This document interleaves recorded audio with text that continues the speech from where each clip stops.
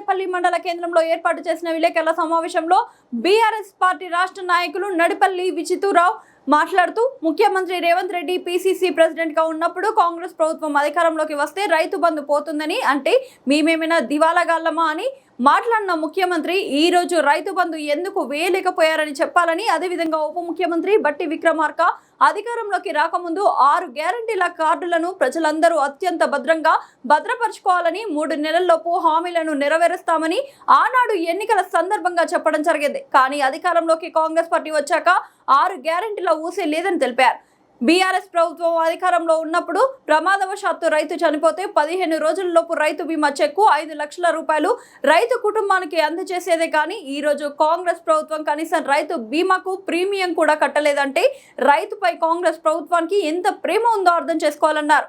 అదేవిధంగా 6 గ్యారంటీలు 420 అమలు చేయకపోగా బీఆర్ఎస్ ప్రభుత్వం కేసీఆర్ ఇచ్చే కేసీఆర్ కిట్ పథకం తీసేశారని అన్నారు.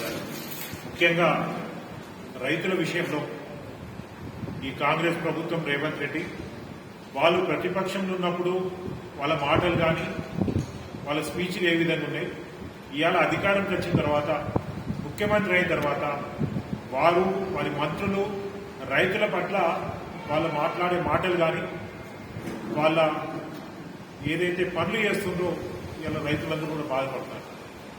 ప్రతిపక్షంలో ఉన్నప్పుడు వాళ్ళన్న మాటలు ఏంటంటే కేంద్రం కొన్నా కొనకపోయినా, మోడీ కొన్నా కొనకపోయినా 2,50,000 బడ్జెట్ ఉంది, ఓ 10,000 కోట్లు నాకు ఏంటి నేను కొంటా అన్న వ్యక్తి ఇవాళ కేంద్రం ఎంత చెప్తుందో గంతే కొంటాం, ఒక్క గింజ కూడా ఎక్కువ కొనం అనే మాట.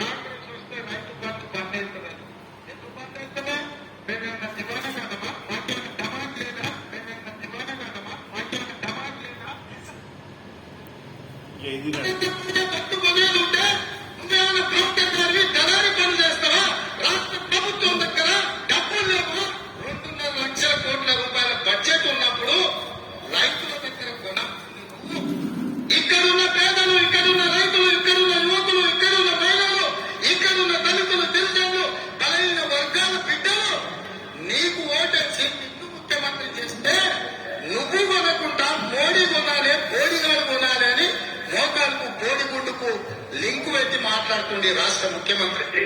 కేంద్రం స్పష్టంగా చెప్పింది మొన్న, మేము మీ దగ్గర నుంచి ధాన్యం కొనే పరిస్థితి లేదు, మేము బియ్యం కొనము, మీ ఇష్టం అని చెప్పి కేంద్ర ప్రభుత్వం నిక్కచ్చిగా నిర్మూలమాటంగా రాష్ట్ర ప్రభుత్వానికి చెప్పడం జరిగింది.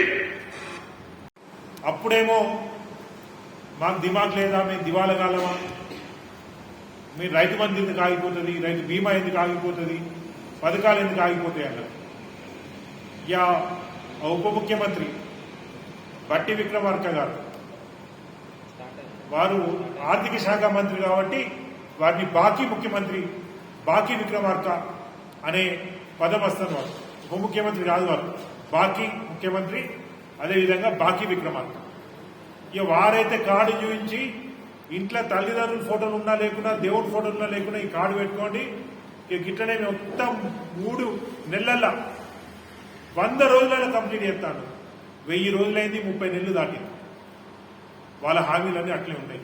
ఒక నిమిషం అప్పుడు రేవంత్ రెడ్డి గారు ఏం మాట్లాడినారు,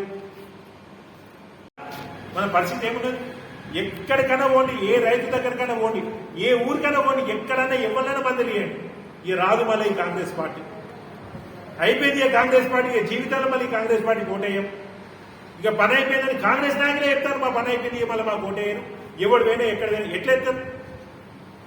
నేను మొన్న గంపల్పల్లిలో ఒక రైతు దగ్గరికి వచ్చి 10 ఎకరాలు అసలు మొత్తం వాళ్ళు మేనిఫెస్టోలో చెప్పిన దాని ప్రకారంగా కేసీఆర్ ఎన్ని ఎకరాలకైతే వేసిందో అన్ని ఎకరాలకు 15,000 ఒక్కసారి వేసిందా నేను అడుగుతున్నాను. 2 ఎకరాలే, 3 ఎకరాలకు కూడా ఇయ్యలే వీళ్ళు.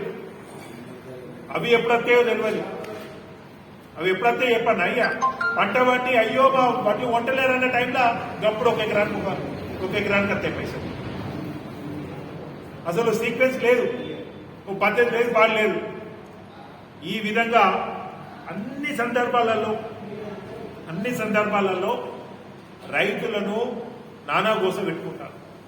ఆనాడు తెలంగాణ రాష్ట్రం వచ్చిన తర్వాత ఎట్లుంటది తెలంగాణ రాష్ట్రం, వీళ్ళు పాలించగలుగుతారా, అసలు వీళ్ళ పరిపాలన ఎట్లుంటది, ఏదో వీళ్ళు ఉమ్మడి ఆంధ్రప్రదేశ్ నుండి బతికిపోయిండ్రు వాళ్ళ పుణ్యాన లేదా వాళ్ళ దయా దాక్షిణాలతో ఏదో బతికేంద్రు తెలంగాణ ప్రజలు అనుకుని మనం బదనాం చేసిన ఆ సమయంలో వ్యవసాయంలో మనం పంజాబ్తో భూమి కబ్జా చేయలే, ఏ ప్రైవేట్ భూమి లాక్కోలే, ఎవరి దగ్గర పైసలు ఎక్కొట్టుకోలే, ఏం చేయలేదు. మేము ఇవాళ ఏం తప్పు చేయలేదు. ఇవాళ నీ దగ్గర ఆధారాలు ఉంటే ఎందుకు సపడైకుంటావు? 57 ఎకరాలు కబ్జా చేసినావు, పెద్ద ఆరోపణ మనం చేసినావు కదా, 57 ఎకరాలకు ఎందుకు ఇవాళ ఫెన్సింగ్ పెడతావు అని నేను అడుగుతున్నా. వారసత్వం అనేది మంచితనంగా తీసుకున్నాం. మేము ప్రజాసేవ చేసేదానికి ఎవరికైనా ఆకుంటుంది, కొడుకైనా ఆకుంటుంది, ఎవరికైనా ఆకుంటుంది. ఇవాళ మొత్తం ఈ 2.5 సంవత్సరాల మంచిర్యాలంటేనే సర్వనాశనం చేసినాం. దివాకర్ రావు గారు కష్టపడి, అదేవిధంగా మిగతా నాయకులు కష్టపడి గతంలో మంచి మంచిర్యాలను పేరు తీసుకొస్తే 2.5 సంవత్సరాల్లో ఈ మంచిర్యాలని మాఫియా మంచిర్యాలు చేసినాం. ఇక ఆ బట్టి విక్రమార్క గారు వచ్చి నేను ఆదర్శంగా తీసుకోమంటాను. తీసుకోండి ఆదర్శంగా. ప్రతి ఎమ్మెల్యే 1000 కోట్లు దోసుకోవాలి. మంత్రులు అయితే 10,000 కోట్లు, ముఖ్యమంత్రి అయితే 1,00,000 కోట్లు, ముఖ్యమంత్రి అయితే 50,000 కోట్లు. లేదా మిగతా చేసిన పనులు మేము చేసినామని చెప్పుకోవాలి.